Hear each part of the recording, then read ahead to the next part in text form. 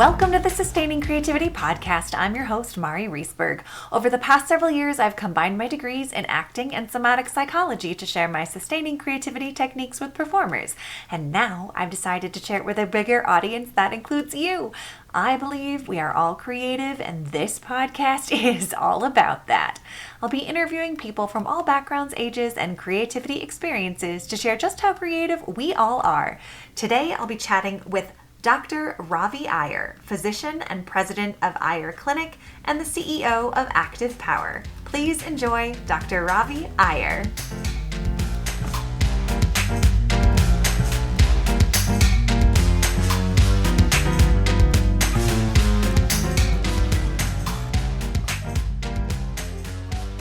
Welcome to the Sustaining Creativity Podcast. Today I am here with Ravi Iyer, physician, president of Iyer Clinic and the CEO of Active Power. Welcome to the podcast.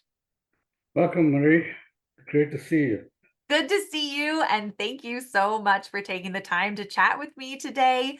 Before we dive into more creative conversations, why don't you take a couple of minutes and let our listeners know a little bit more about who you are and what you do? I'm a physician. I've been a physician for 41 years. I got my license in 1983. So, I run a clinic, a primary care clinic in Northern Virginia called the Iyer Clinic. We have offices in two separate counties, Loudoun and Fairfax County. 3 offices. So you see quite a few patients. We have an active roster of about 4,000 to 5,000 patients. We see somewhere around 7,000 patient encounters per year. Wow.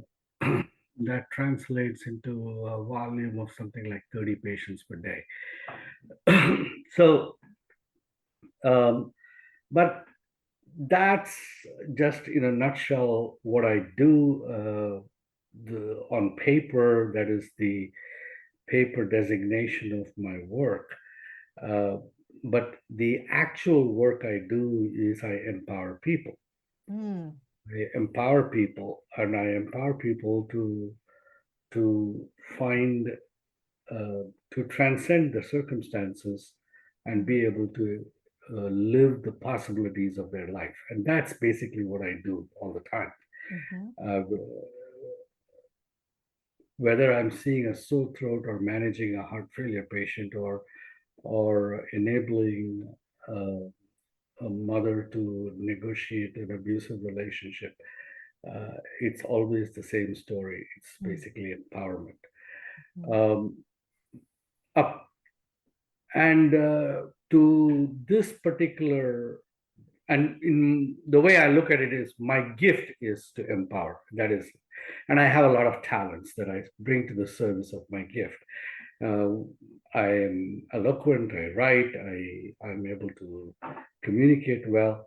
I'm quite creative. I have several inventions on medications that I have developed over the time, but they are all things that I do to do my work of empowerment.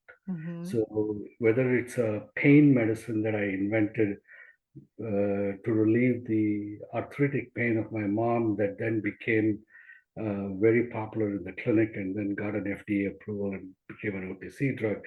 But it started with, okay, how do I get my mom to sleep in the night? And then it went on from there.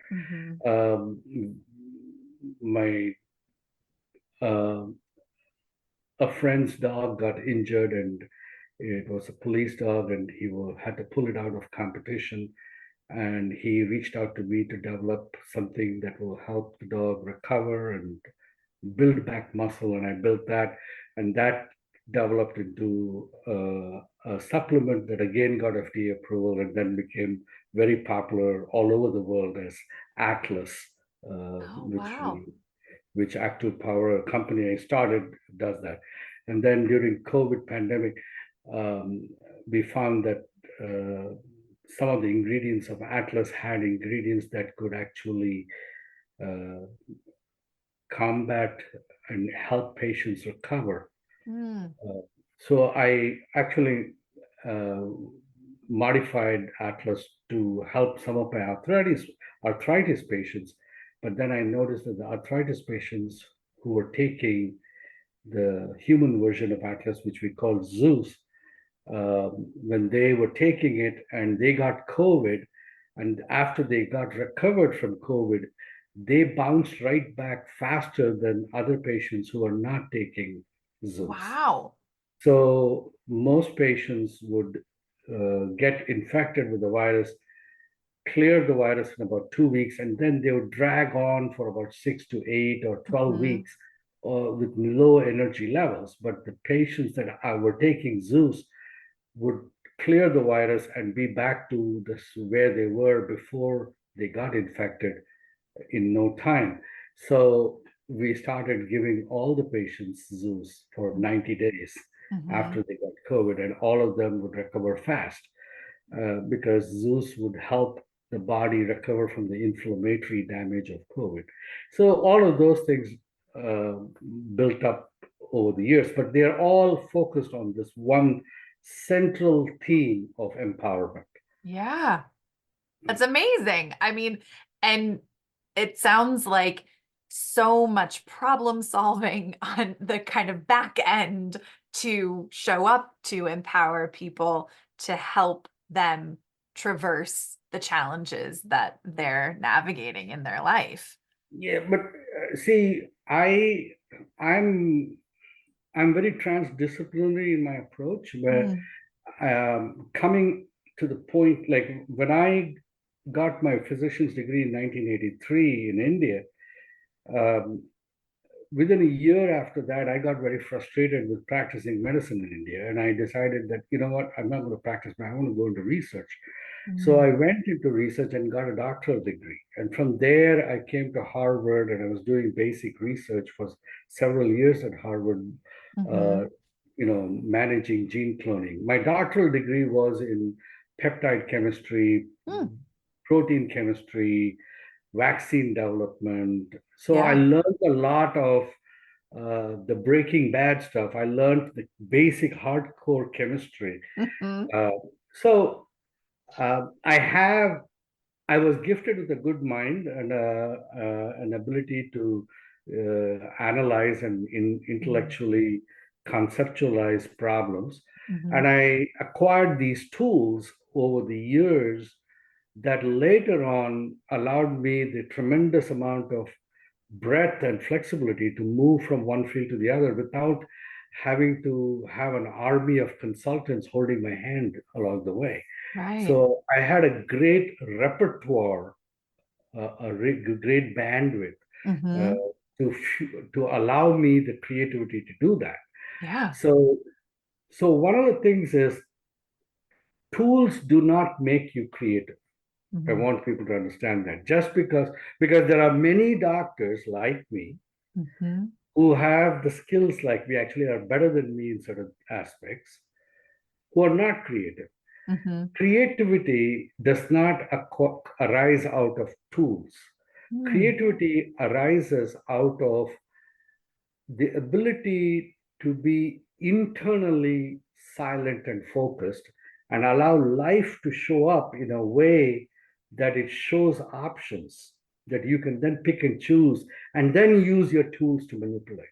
I love that. What a great explanation of creativity, that internal quiet and silence to then use the tools that you have. Yeah. Yeah, I call that the eye of the storm. See, life presents to us. And I frequently tell patients who are struggling with circumstances to understand this, that life presents to us as impacts upon our senses.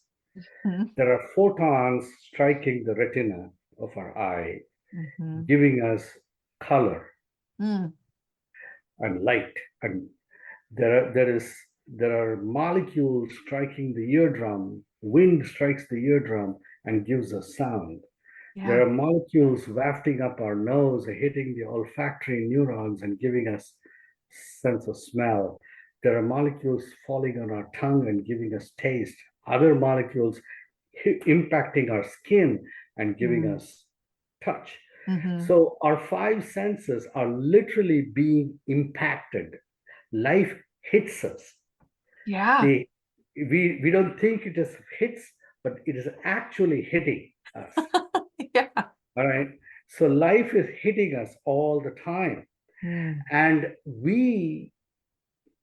so that is one aspect of life, just the impact of perception. Mm-hmm. But then that alone is not what we experience as life. We take that perception and we make a story, we make a judgment, we make we compare it with some other past memory and make an assumption. Mm-hmm. So that narrative, that's a construct, that's a created construct. Mm-hmm. And this created construct that we have has fixed and dynamic elements. For example, each species has a creative construct, a certain boundary of the range of constructs that they can create that is unique to the species. For example, the kind of impressions and narratives and stories that a bumblebee would make is different than what a dog would make, or a cat would make, or a human would make. Mm-hmm. And so those are species specific narratives. So that's a boundary, a box. Yeah. Now, within that box, that particular individual creature makes certain unique narratives that out of the species specific, it has an additional layer of unique narratives that it makes that are specific for it as an individual. That arises out of its past experiences and so on and so forth. Right? So the reason why you and I think that reality is the same for us is because we both share the same species specific narratives that we each are given to create. So we have an illusion that my reality and your reality is the same. Right. Because generally, red light will hit your retina in the same way red light hits my retina. So the photon of red light will strike it in the same way. A sugar molecule will strike your tongue the same way as tongue strikes me. But then there are each one of us has a slightly different sensitivity. So some people will experience red light more intensely or sugar more intensely than another person. Yeah. That's the individual variation of the species commonality of sugar for both of us. That's so fascinating. Yes. So now if you talk about creativity, creativity comes out of, so this total narratives and constructs we create is the storm around us. The sensory storm, and it's spinning around us. And we fool ourselves by thinking that this narrative is reality. It is not. But right in the center of the storm is just you silently receiving the stimulus. Yeah. And if you stand in that silence, then life itself will show you how to create. Oh. So life will show you. See, as long as you are standing in the narratives, it is the narratives that is going to dictate how life shows up for you. Because the narratives are like a jaundiced film, a yellow filter. So everything looks yellow. Yeah. So your narratives prevent life from ever showing up the way life wants to show up. Right. So if you want to be creative, you have to be able to stand in the eye of the storm. Yeah. And that can be very challenging for many people to do that. Yeah, but you got to remember something. If you want to live, you have to stand there. If you want to be in the prison of your narratives, you are welcome to do that too. But narratives essentially are a prison. Yeah. They give you the convenience of easy solutions, Mm, and yeah. they give you the convenience of safety, Mm-hmm. of avoidance of risk, because Sure. you don't have to do the hard work of figuring out life each time it presents.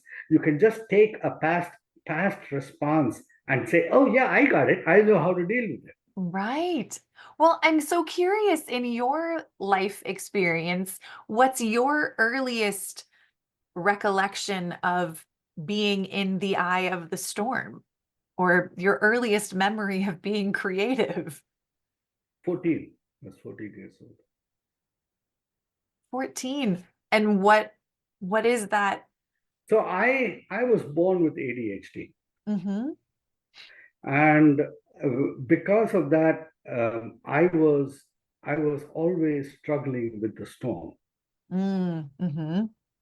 So, but unlike most other ADHD patients or people, had I was blessed with insight. I could see that I was struggling with the storm. Mm-hmm.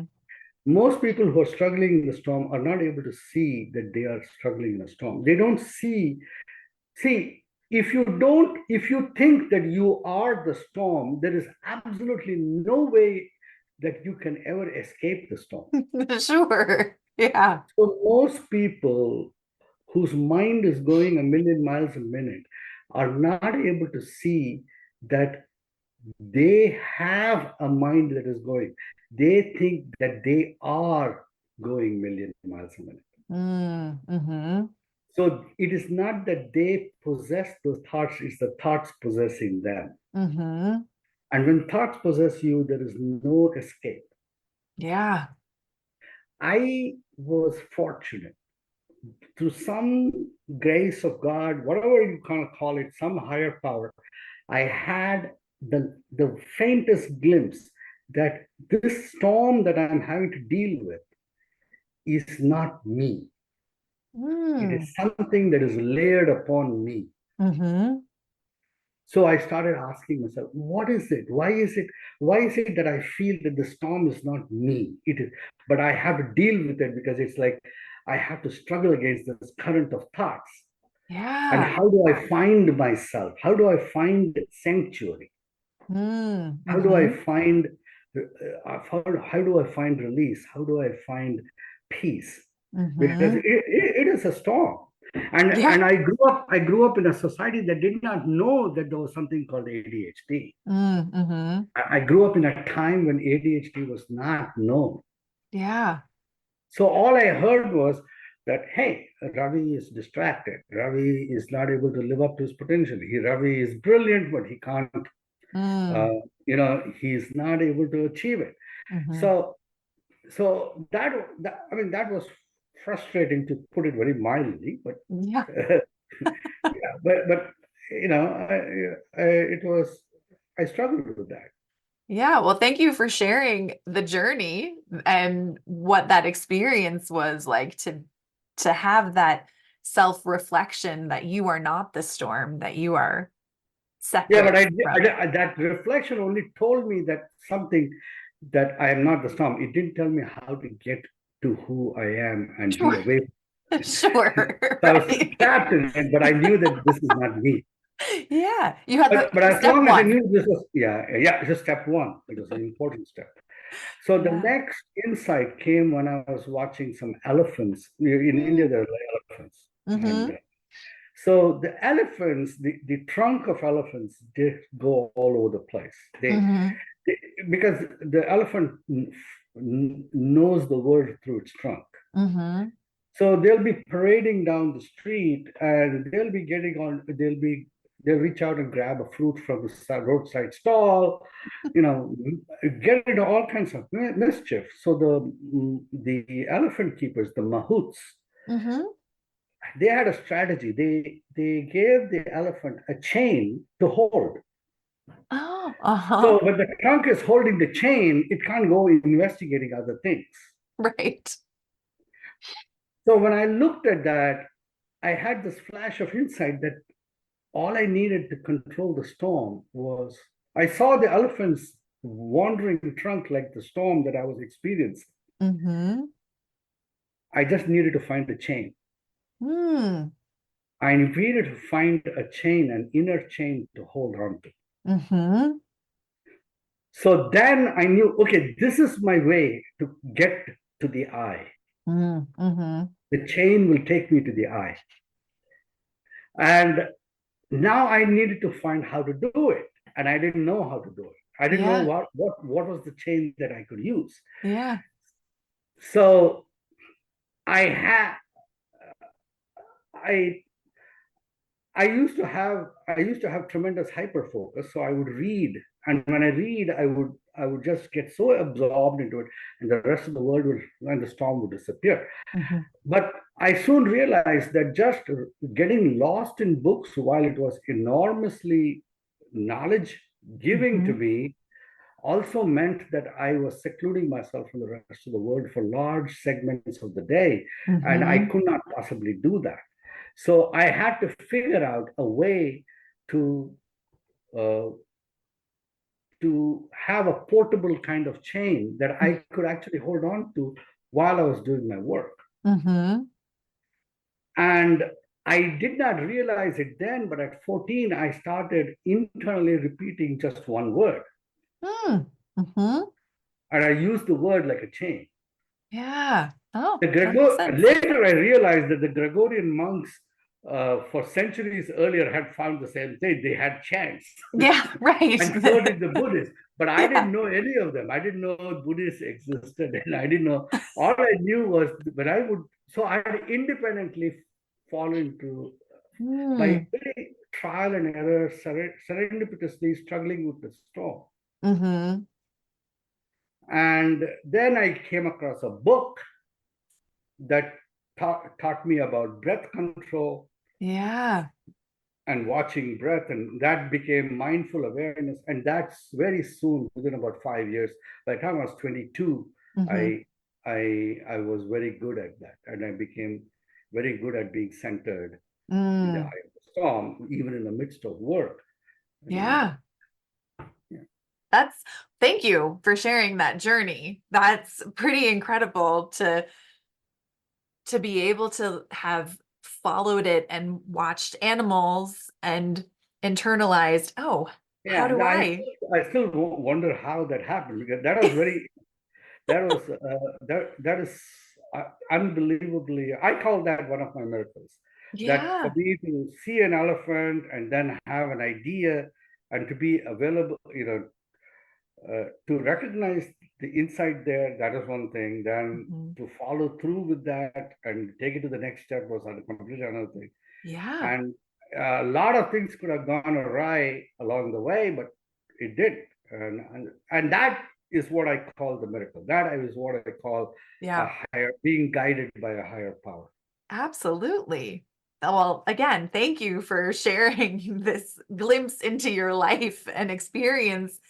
And I'm curious when, the number of people that you see in your clinics or just work with in the other work that you do, I imagine you come across people who really struggle to be in the eye, to be in that space of peacefulness or not in the chaos, but in the stillness. How do you encourage others to find that space for themselves? So when I first started doing this when I started becoming good at it, I started trying to communicate it in words to people. Mm-hmm. To my friends who struggled, I would try to communicate it. And I found that it was not helpful because I, when I gave words and I tried to describe, do this, it'll work, they were not feeling it. They could Yeah. not get it. And then I realized the reason why that it would not work that way. Mm. See, when I'm speaking right now, you are only partly listening to me. Hmm. There is a voice in you that is telling you what I am telling you. Mm. Okay. And that voice is what you're listening to. Hmm.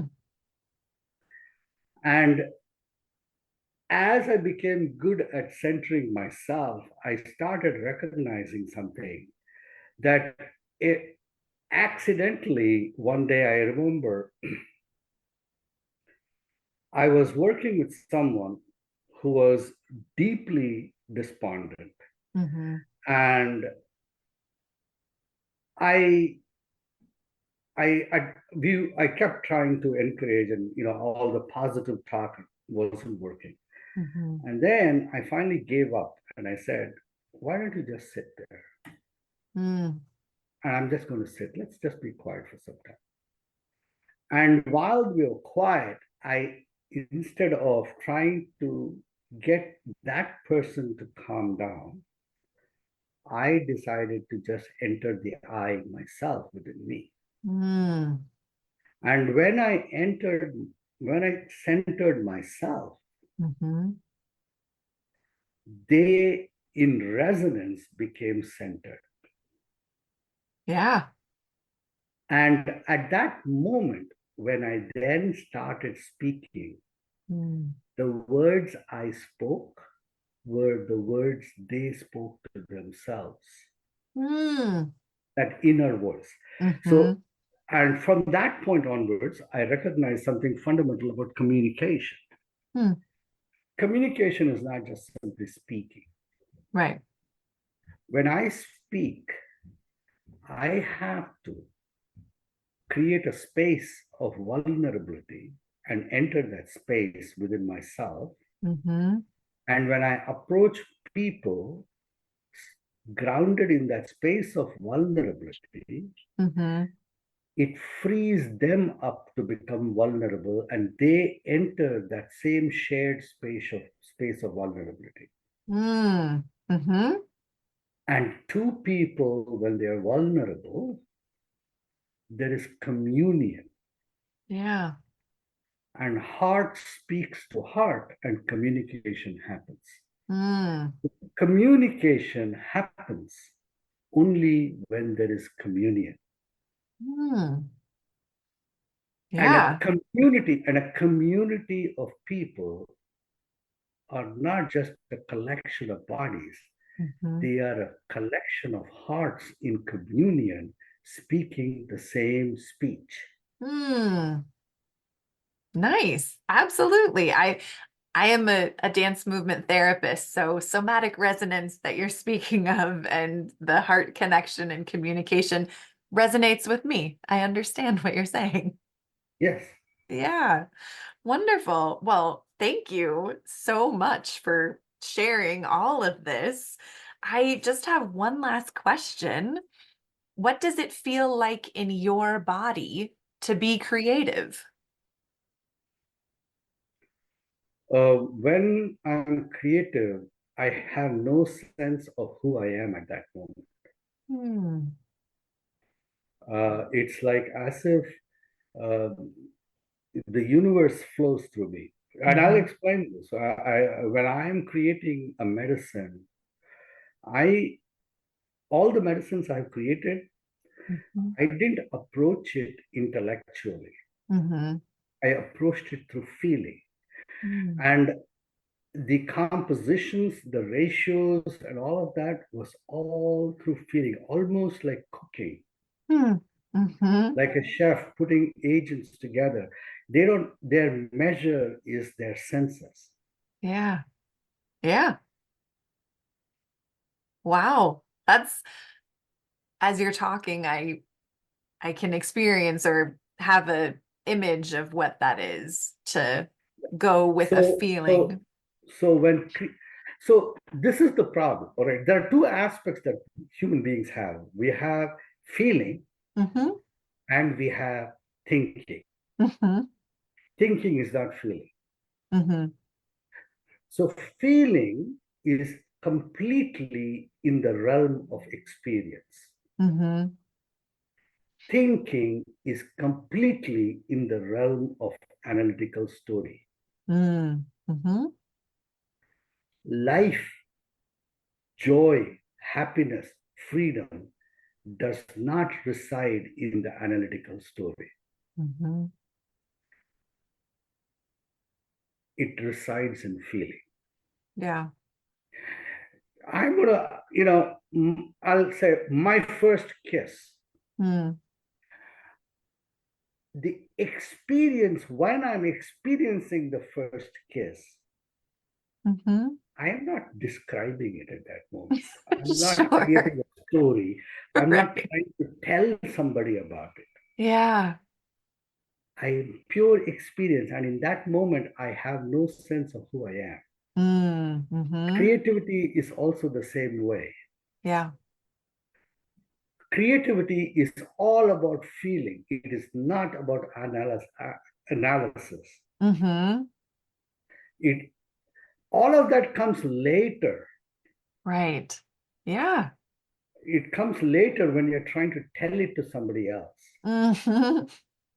Like example, a person straps on a wingsuit and just jumps off a cliff. Mm-hmm. When he is falling and flying, he's not thinking about it at that time. Right.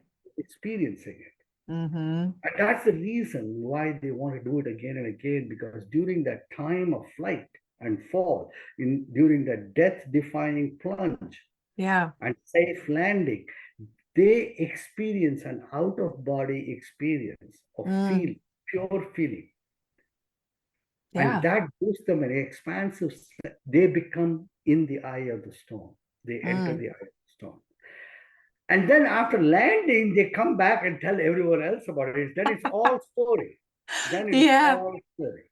Yeah. I mean, that makes sense. I appreciate the distinction between feeling and thinking and that So explanation. everything that is precious in life is all only in the realm of feeling. Mm-hmm. Everything that is decaying and dead and stilted and fixed in life is all about speech, about story. Yeah. Well, this has been such a wonderful conversation. I could absolutely talk longer, but we are at the end of the I don't know interview. if you got what you wanted. I absolutely did. It was fantastic. And if people want to learn more about the work that you do, how could they go about doing that? Oh, they can. I have a website. It's called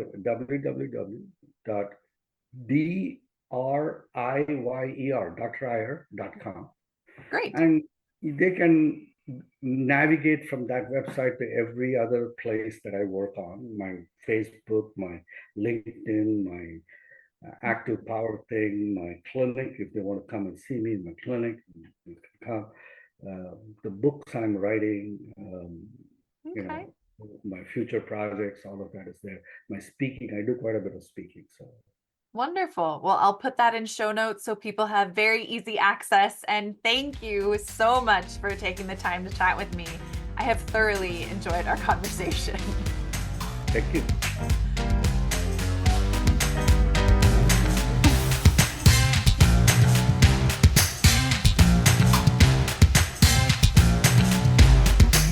Thanks for listening to the Sustaining Creativity Podcast. We'd love to keep in touch, so follow us on Facebook and Instagram. We are at Sustaining Creativity. Make sure to subscribe to the podcast wherever you listen to podcasts. Tag your friends and family so they can listen too. We love to hear from you, so leave your reviews, comments, and questions. Check out our website, sustainingcreativity.com, for upcoming offerings and creativity coaching. Tune in Tuesdays for our next episode. And remember, with creativity, anything's possible.